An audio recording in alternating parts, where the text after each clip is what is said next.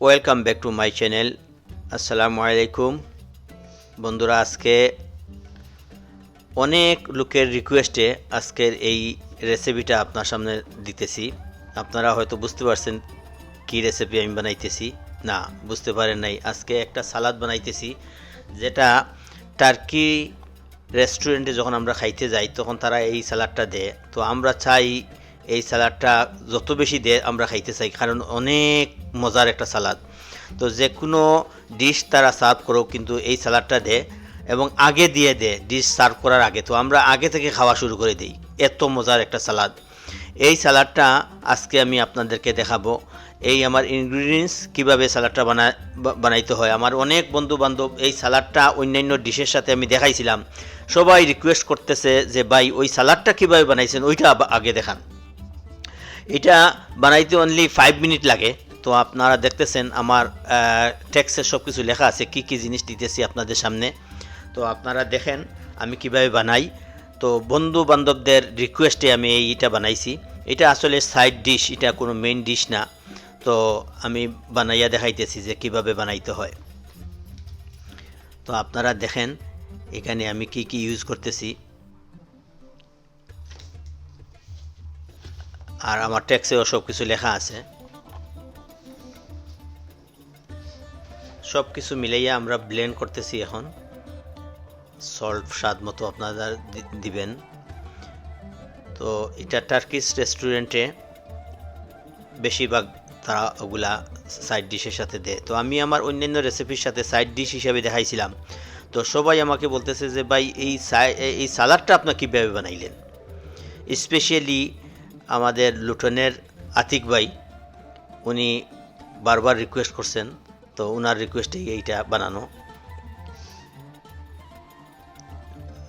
এই দেখেন, এই যে একটা আমি দিছি পাসলি, এটা যদি অ্যাভেলেবল, আমাদের লন্ডনে যারা আছেন সবাই অ্যাভেলেবল এটা পাইবেন। পাসলি যে কোনো শপে পাওয়া যায়, স্পেশালি টার্কিশ শপগুলোতে পাওয়া যায়।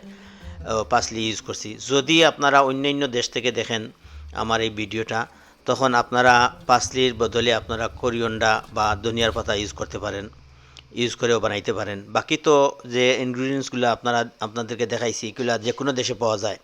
পাসলি হয়তো অন্যান্য জায়গায় নাও পাওয়া যেতে পারে, কিছু পাসলির বদলে আমি কোরিয়ান্ডা আপনারা ইউজ করে নেবেন।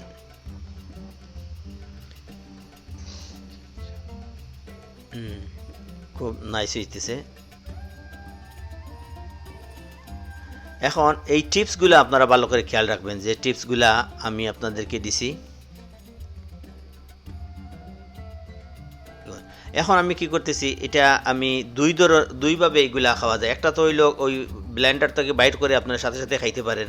আর আপনি যদি চান যে না এটা আমি আরও কয়েকদিন রেখে, কারণ যে করবেন যেগুলো এগুলো তো আর একসাথে সবগুলো খাওয়া যায় না, তখন আপনি এইভাবে যদি আপনি ফ্রাই প্যানে একটু গরম করে নেন বা একটু হাফ কুক করে নেন, যদি আপনি কুক করে তারপরে আপনি যদি রাখেন, তাইলে আপনি কয়েকদিন রেখে কিন্তু খাইতে পারবেন। খুবই মজা, দেখতেছেন খুবই ভালো লাগতেছে। তাহলে আমার এই এজমি সালাদ রেডি হয়ে গেল, যেটা আপনাদের অনেক আকাঙ্ক্ষা ছিল। এইটা আপনারা বানাইবেন আর নিজে ঘরে বানাইবেন, টার্কিশ শপের জন্য আর ওয়েট করা লাগবে না। এই সালাদটা আপনি বিভিন্ন মেইন ডিশের সাথে ইউজুয়ালি সার্ভ করা হয়। আপনি রাইসের সাথে, আমার যে রেসিপি আপনারা দেখছিলেন এটা আমি রিবসের সাথে, রাইসের সাথে বা অন্যান্য ডিশের সাথে আমরা এগুলাই করছি, এগুলো বানাইয়া আমরা খাইছি। তো বন্ধুরা, আশা করি আপনারা আমার এই রেসিপিটা আপনাদের ভালো লাগছে। যদি আপনারা নতুন হয়ে থাকেন আমার চ্যানেলে, তাহলে আপনারা আমার চ্যানেলকে সাবস্ক্রাইব করবেন আর একটা লাইক দিবেন আর শেয়ার করবেন আপনাদের ফ্রেন্ড অ্যান্ড ফ্যামিলির কাছে। তাহলে আজ এই পর্যন্ত। নতুন রেসিপি আপনাদেরকে নিয়ে সামনে আসবে রিবস। তো রিবসের রেসিপি আপনারা দেখবেন। আসসালামু আলাইকুম।